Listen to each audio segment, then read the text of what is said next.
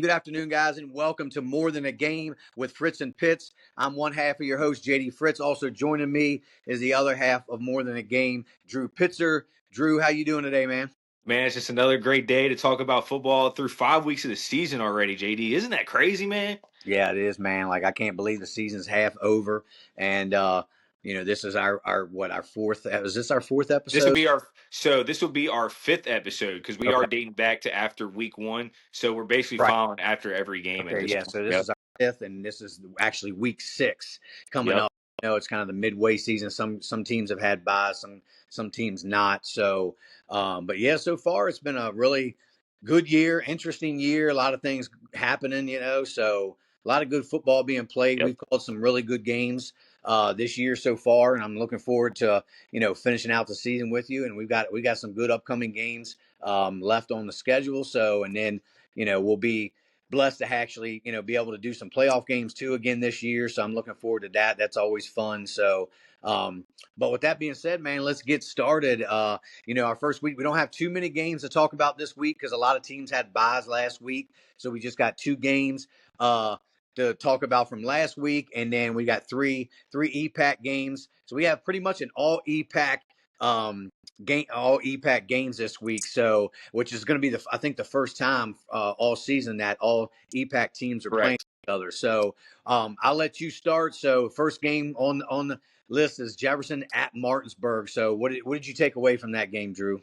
I mean, we both were pretty close. I believe I said it was going to be 35-14, so I thought it'd be a little bit closer, 42-14, excuse me. It ended up being 46-6. Yep. Tony Allen did have a nice kickoff return all the way for touchdown, but we spoke about it last week too. Jefferson only has one offensive touchdown in the last 4 games, and that's just not a traditional recipe for Jefferson. Obviously, defensively, we could see the improvement from last year. I mean, I think they've plugged up all their issues that they had last year. If they did that last year, they could have been a state championship contending team. It's just unfortunate that this year, offensively, they just seem so stagnant. Obviously they've had Went, they've had Rockwell. And those two have been the quarterbacks right now, but obviously you have Right. Braylon Holmes in there too, who I think will eventually get his shot. But again, we both kind of called that 46-6 clash. But again, Jefferson has a lot of winnable games left on their schedule. Martinsburg seems to be rolling right at the right time, JD. Yeah, they've picked it up a lot after their first, two losses of the season. That something that doesn't happen hardly ever, with Martinsburg, and they've pretty much ran off the last three games and pretty much dominated. I think they've won probably an average of like 60 to very little. I don't know the exact number of their opponents, but Jefferson only scored six. I think Hedgesville only scored six. And Woodson didn't score very much either. So I think they might only had single They digit were points. 7. Yeah, they've only been averaging, I believe, 6 points, 6.5 points a game over the last 3 games. Right, and they've been averaging like 60. But getting back to the game, I watched that game back again, and for Jefferson, they just seemed like they were always out of position to me. Like kids weren't where they're supposed to be. A lot of missed tackles.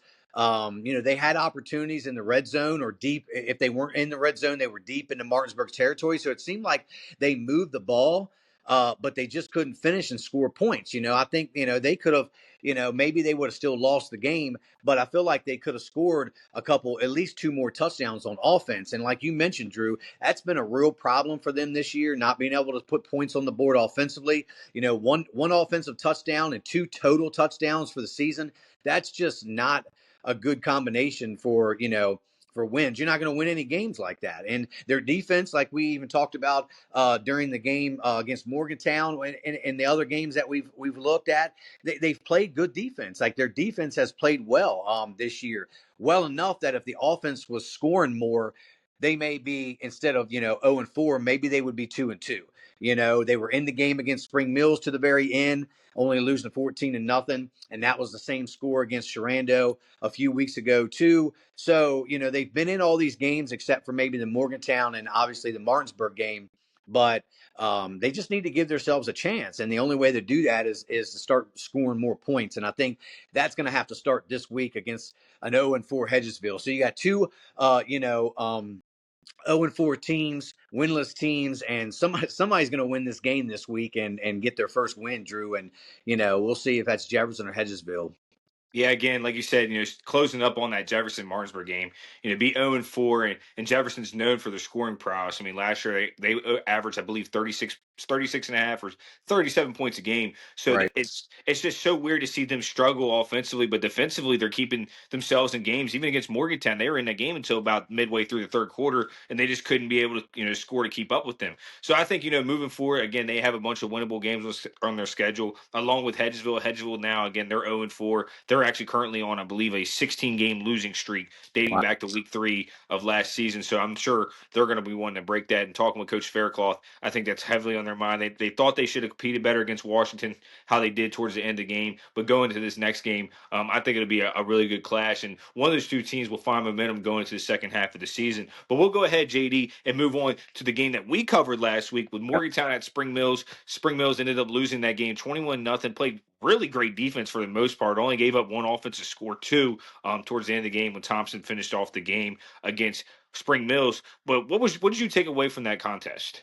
I'll tell you, I mean, Morgantown probably didn't play their best game. Obviously, Maddox Twig got hurt, so he missed the last few series of the first half. Tried to come back to start the second half. You just could tell he wasn't healthy, and he had, I think, some kind of ankle injury. I think he rolled his ankle or something, and so he tried to give it a go. He did score on a 2-yard run there in the third quarter, but ultimately, I think once they realized they their defense was playing well enough, and Spring Mills just couldn't move the ball consistently, they took Twig out and put Henage in the game, and so we didn't get to see a lot of Twig. So because of that, we probably didn't see their best offensive you know firepower basically with him out of the game. They went with Thompson, although Thompson had another great game. He's been really excelling, and we'll talk a little bit more about the Kennedy candidate. But you had mentioned him during the broadcast that everybody was talking about Brendan Wack, top running back, but Isaiah Thompson is right there too. He's really put up a lot of numbers over the last 2 or 3 weeks, and I think he's gonna probably put his name in that conversation here, if not this after this week, maybe the following week. But overall, I think Spring Mills just didn't have it together. They didn't look as complete as they've had, but they've kind of been up and down a little bit as the season's gone on. Yeah, they're 3-2 now. They were 2-2, going into the game. But they just didn't seem like they had that cohesiveness as we watched them. And against Musselman, they shut Musselman out 20-0, shut Jefferson out 14-0. So they just didn't, like I said, they just didn't have that chemistry. It seemed like they kind of were all out of sorts and not really as organized as we're used to seeing them. Again, as we talked about in the pregame and stuff, had a lot of trouble trying to get Xavier Anderson the ball. And if you can't get him the ball, just like Jefferson has trouble getting Tony Allen the ball, those are your number one playmakers. And if you can't get them the ball, you're going to have a long night on offense. And if you can't score, then you see what the results were.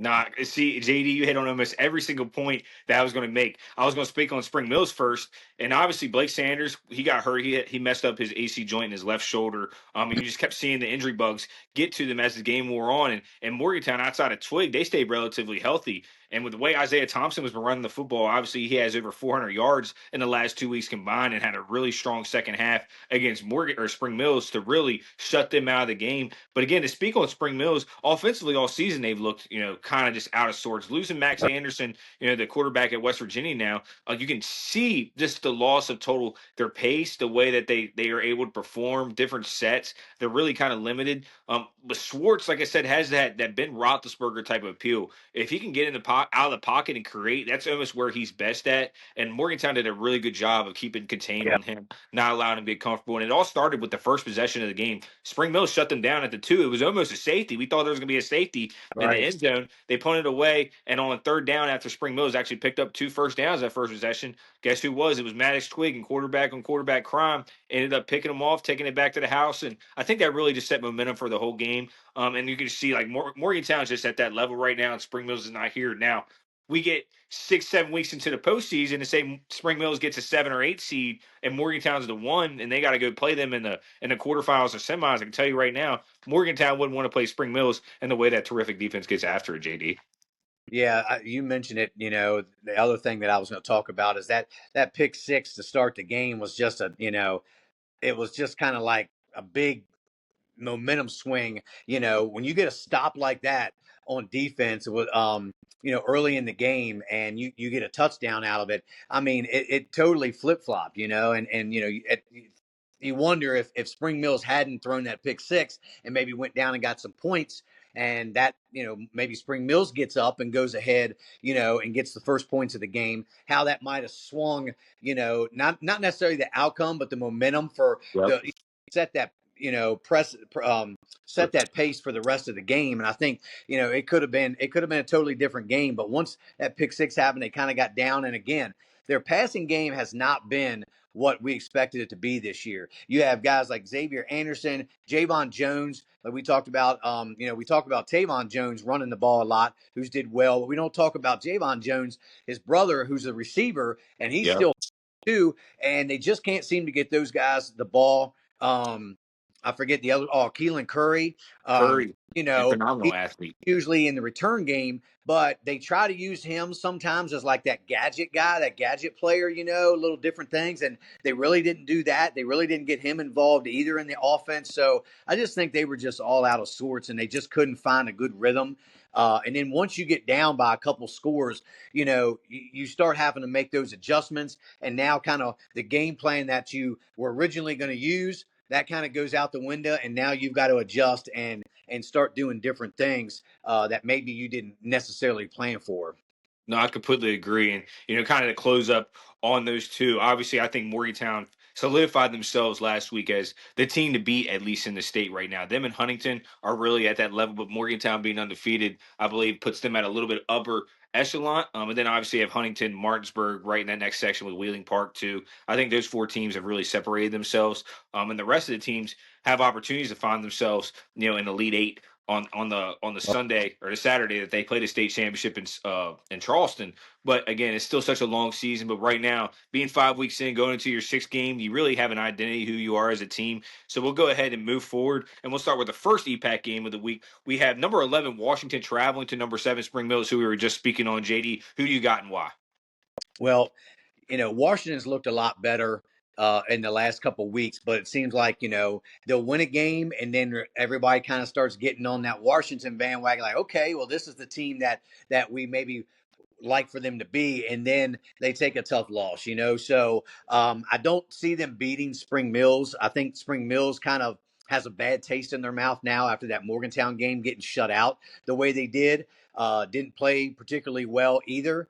Offense or defensively as they would have liked to. I know Buddy Hessen, boy, he's probably itching to get back out there. He probably couldn't wait to start practice this week, and I can only imagine being those guys on defense at practice. So, but with that being said, I've got Spring Mills getting back on the winning track this week over Washington 42-13, Drew.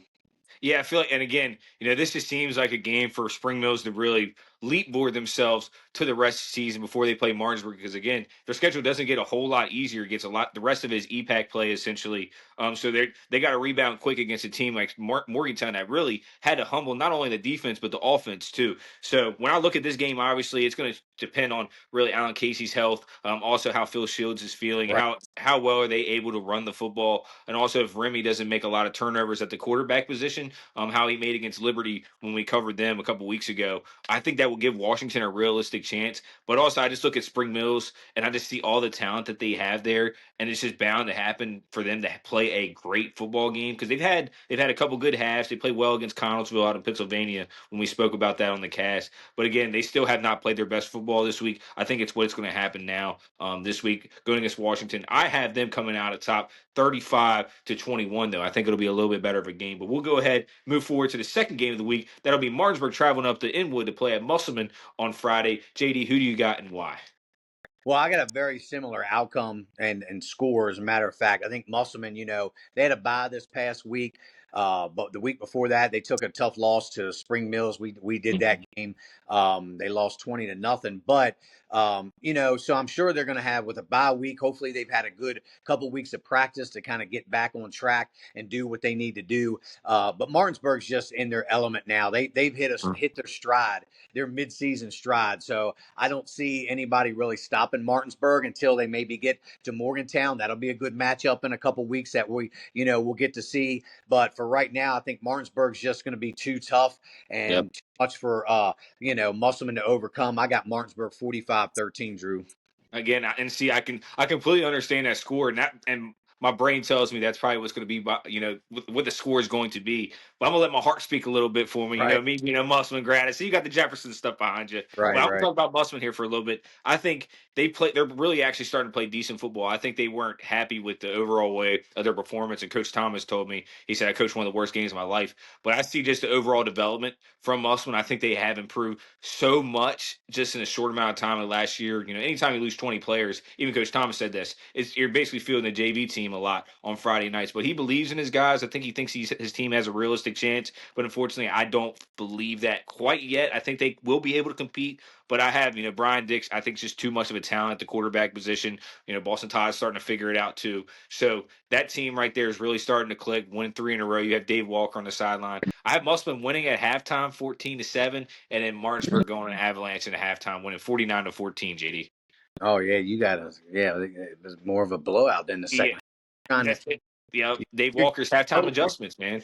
you're giving them hope in the first half. That's good. I like that, and that's very possible because we've seen Martinsburg not necessarily come out of the gate playing very well. A lot of teams have kept those games close. We saw Hedgesville. They scored, and it looked like Hedgesville like they had a long pass to and set up their first touchdown. So I think Martinsburg sometimes takes these teams a little too lightly. And then, like you said, those halftime adjustments, Dave Walker gets in their butt, and they come out, a whole different team in the second half, and then, pretty much run away with the score. But we'll get to the last game, the game that we're going to be calling on Home Team Sports TV. We got Hedgesville at Jefferson. Drew, I'll let you start with that one. Yeah, again, we're going to be calling that game on Home T Sports TV. That'll be at 7 o'clock on Friday. Coverage will start about 6:30. Make sure you guys tune in, Facebook and our YouTube pages. But again, coming into that game, both these teams are 0-4, hungry for a first win. Again, I was talking to you the other day. Who would have thought it'd been October 1st and Jefferson High School wouldn't have won a football game? I don't think you could have Right. told either one of us that before the end of the season. But we've seen how difficult and kind of outlandish their schedule has been. I mean, they've had gauntlets week after week. And now, like you said, there's a lot of these EPAC games coming up. They just got past Martinsburg. I think they look in their mind that they should be able to dominate this game. Obviously, you have Tony Allen, probably one of the top 5 players in the state in terms of talent, in my Right. opinion. I think, you have Rockwell too. He can play defensively. They've been incredible, which is really, the offensive line for Hedgesville has been their biggest struggle point this year. They just have not been able to win at the line of scrimmage. And for that reason, I have Jefferson winning 28-7, or it'd be like 27-6, one of those two scores. JD. Gotcha. Yeah, I've got a little bit higher of a score, which I don't know why. I just felt like Jefferson, they haven't scored on offensively, uh, except for one time all season. So I feel like they're going to really put something together a little different. Maybe you're going to see some different plays they might be able to think they can run and get away with versus Hedgesville. Yep. So because I think they've struggled, on defense stopping some of those big plays. So I think maybe Tony Allen finally gets off this and maybe has a couple long runs, maybe some jet sweeps or a long pass play, possibly a return for a touchdown. So I see Jefferson putting some points up, kind of making up for those first 4 weeks that they haven't. And with that said, I got Jefferson winning 34-12, Drew. I think again we both are really close in those score regards. I think Jefferson again they have the skill positions there are incredible, and Hedgesville also has some really good skill guys as well too. I mean, it's just at the front line where I think Jefferson really should be able to take advantage of Hedgesville is what's going to cause that score differential. But JD, we got the Metro News play game of the week, and that will be Morgantown playing another huge road game at Wheeling Park. The 2 top Kennedy Award candidates right now, and Brennan Wack and Maddox Twig. Who do you got, JD, and why?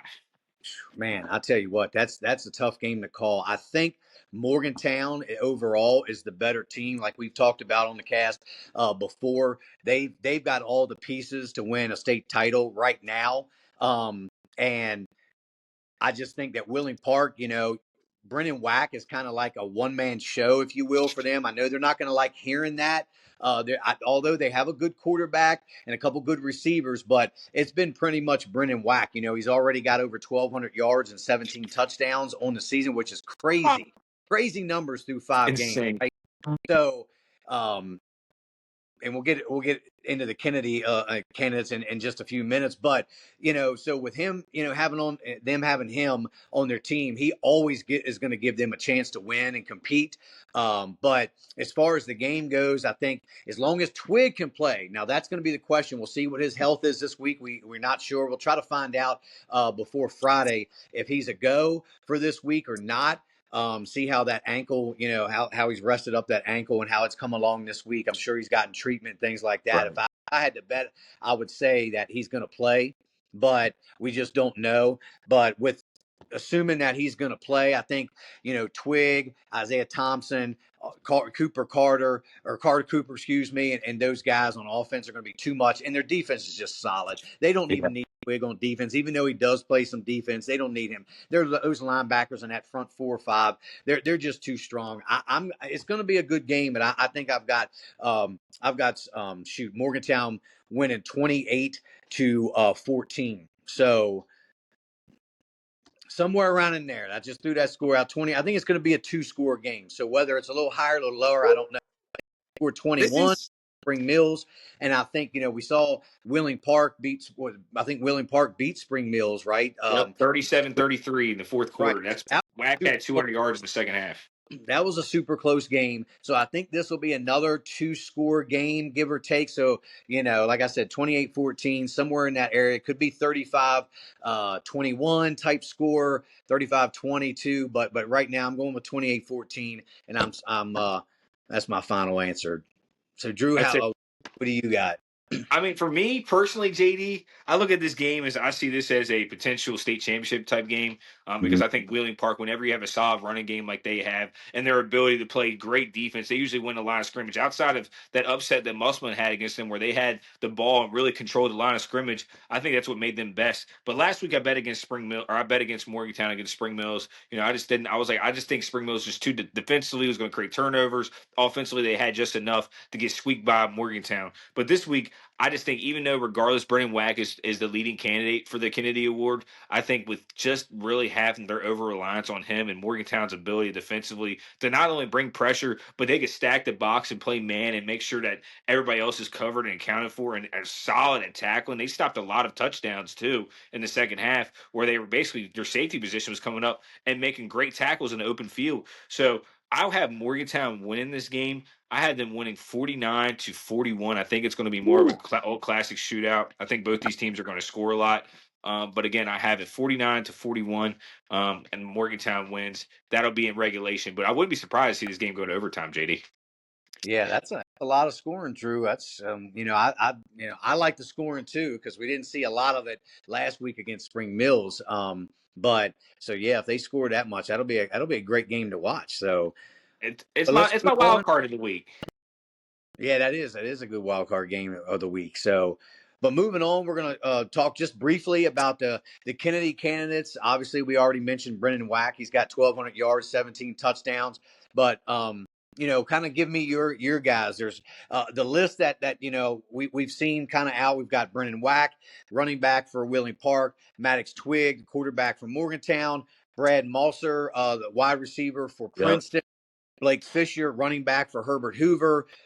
We've got Silas Nelson, the running back for Independence, and a guy that I kind of added to my list that Cole Fields and guys they don't have is Ian Duffy. He's the number one in terms of statistics right now in yards and touchdowns. He's got almost 1,300 yards and 16 touchdowns. He's got a rushing touchdown for Nitro. And I think people need to start recognizing him. And then we should probably see his name kind of start creeping up there in the next couple weeks, Drew. Yeah, I look at Duffy too. I mean, he's just an interesting prospect when you look at him. He's leading basically the state in total yardage. Again, Maddox Twig is who we consistently talk about, but also I have Isaiah Thompson in there too. I mean, I would have him just rounding out my top 5, and considering how well Twig is going to be able to play with the health of that ankle, because we clearly saw he was not 100%. We obviously want the best for him, but I'm sure the next couple of weeks they're going to lean heavily on Thompson and Cooper as well. Cooper Carter. Yeah. That's going to be those two guys that are really going to have to fill in to make sure until you get Twig back in full health, they're going to be relying on them heavily. But also, like you said, Duffy, just a tremendous asset to have. But I still think Brennan Wack far and away now is starting to run away with it. You have Yeah. 1,200 yards, 17 touchdowns, and your senior year, you're clearly. If you look at wins above replacement, I know that's more of a basketball stat. Clearly, the next best back, which is Thompson, I would say in the state, is still nowhere even near your level of overall impact in terms of how well you touch the ball, not only in the backfield but as a receiver too. So yeah, I think he also has 3 receiving touchdowns this year, over 150 or 200 yards in receiving. Right. So he's doing it all. And I think that for that reason, right now, if the season ended today, it'd be Brendan Wack for me as the Kennedy Award winner. Yeah, and I wanted to mention too, like I tried to look up some of these other guys, their statistics on the season. So if you guys watching this podcast this week, guys, on your Twitter, your X or whatever, post weekly stats so we can have them, other people can have them. That's going to Yep. help determine kind of who's the leader and where everybody else kind of falls. We've got some of the guys are posting their stats weekly. And so it would be real helpful if you guys every week tally your total stats and yards, rushing yards, passing yards, Yep. total touchdowns, all-purpose yards, whatever, even return yards, whatever you guys do, just post all your stats. So the media guys like us can have those not only for our podcast but for broadcasting games and things like that. It's a very helpful tool to have. So we'd appreciate it if you guys did that to the best of your all's ability to be able to put that out there for us. Do you want to touch real quick, Drew, before we get off here about what the kind of the playoff picture looks like right now?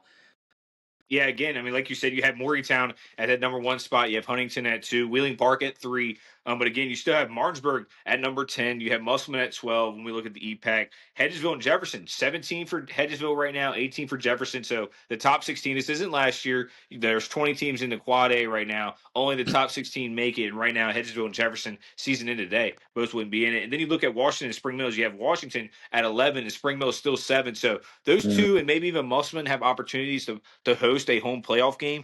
But when you look at the overall impact of the EPAC, you see more of the MSAC schools really dominating the top of the leaderboards right now. And I would say my 4 top state championship contenders, if I had to say right now, it'd be Morgantown, University being there. I'd have them probably at the 5-ish. Wheeling Park, Martinsburg, and then Huntington. I would have those. Those would be my favorites right now, Well, JD.